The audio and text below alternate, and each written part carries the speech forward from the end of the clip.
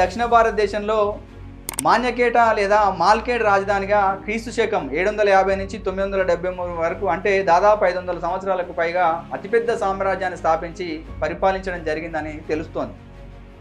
రాష్ట్రకూట రాజులు దంతిదుర్వుడు, అతని కుమారుడు మొదటి కృష్ణుడు, అతని సంతతి వారైన గోవిందులు, ఇంద్రులు తాము శ్రీకృష్ణుని సమీప బంధువైన సత్యకి సంతానమైన యాదవ వంశం వారని ఆర్సి మజుందార్ చరిత్ర గ్రంథం ద్వారా చెప్పడం జరిగింది.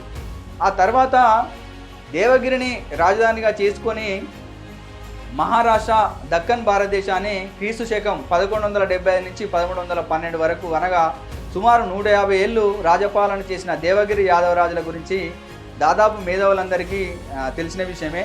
దేవగిరి సామ్రాజ్య స్థాపకుడైన బిల్లముడు క్రీస్తు శకం 1175 నుంచి 1191 వరకు, అతని కుమారుడు జయతూగి క్రీస్తు శకం 1191 నుంచి 1210 వరకు పరిపాలించడం జరిగింది.